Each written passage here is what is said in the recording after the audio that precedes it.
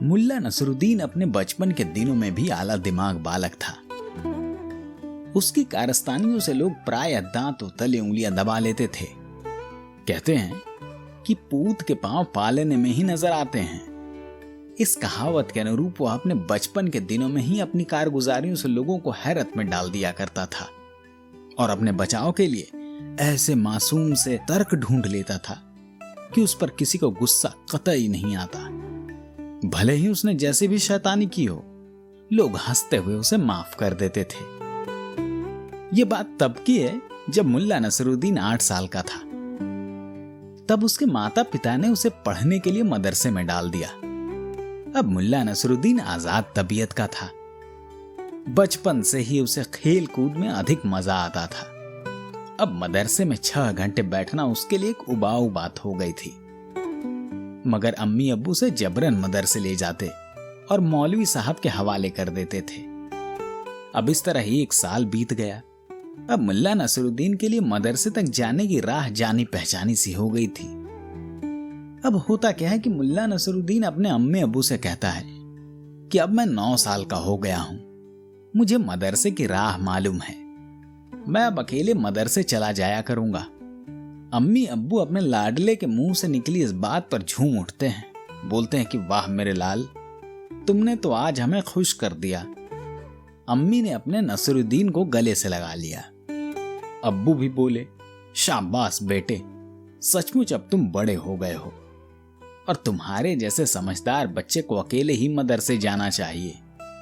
ठीक है, आज से तुम अकेले ही मदरसे जाना, मगर याद रखना, घर से निकले तो सीधे मदरसे जाना और मदरसे से सीधे घर वापस आना।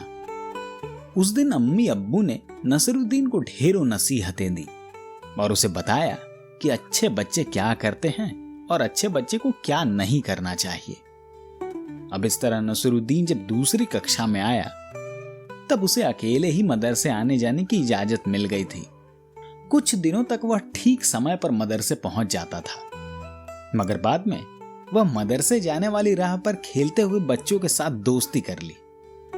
अब एक दिन ऐसा भी आया जब मदरसे पहुंचने से पहले वह उनके साथ थोड़ी देर खेल कर जाने का निर्णय लेता है और वह एक दिन का निर्णय वह रोज रोज होने लगा। मौलवी साहब ने जब देखा कि अमूमन रोज ही घंटा भर की देरी से नसरुद्दीन मदरसे आता है, तब उन्होंने उसे टोका, लेकिन नसरुद्दीन के पास एक से बढ़कर एक खूबसूरत बहाने थे। अब उसके सहारे वह बच भी जाता, जिसके सहारे वह मदरसे में देरी से आने की सजा से बचने लगा।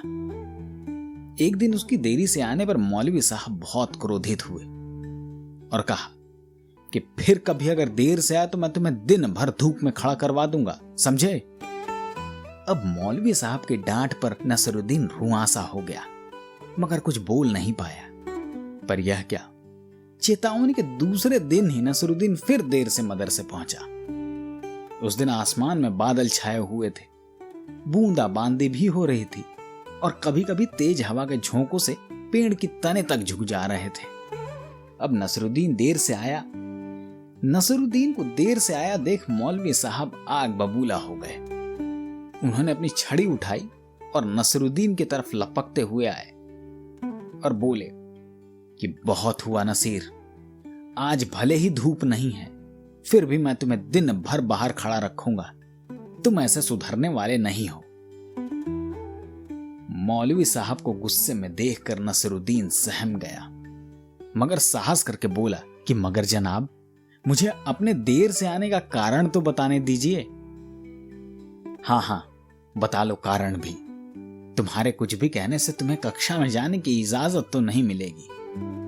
नसीरुद्दीन ने बड़े ही भोलेपन से कहा कि जनाब, मैं मदरसे के लिए घर से निकला था ठीक समय पर, मगर थोड़ी दूर ही चल पाया था कि रास्ते में तेज आंधी आई। आंधी इतनी तेज थी कि मैं 1 कदम चलता तो आंधी मुझे 2 कदम पीछे चलने पर मजबूर कर देती। अब मौलवी साहब उसका यह जवाब सुनकर चौंक पड़े और कहा कि इस तरह तो तू जिंदगी में कभी भी मदरसा नहीं पहुंच सकता था, फिर मदरसा पहुंचा कैसे? और मौलवी साहब भी हैरत में पड़ गए। जनाब, मैंने जब देखा कि मैं जहां से चला था आंधी मुझे वापस वहीं ले आई है, तब मैंने मदरसे की जगह अपने घर की तरफ चलना शुरू किया। मैं 1 कदम चलता और आंधी मुझे 2 कदम पीछे ढकेल देती। इस तरह कुछ देर से ही सही, मगर मदरसे पहुंच ही गया। यही है मेरी देरी से मदरसे पहुंचने का कारण। मौलवी साहब इस तेज दिमाग लड़के का थोड़ी देर तक मुंह देखते रहे और फिर कक्षा से हटकर बोले कि ठीक है, आ जाओ। आशा करता हूं कि यह मुल्ला नसरुद्दीन की कहानी आपको पसंद आई होगी। अगर कहानी पसंद आई हो तो चैनल को सब्सक्राइब करना न भूलें।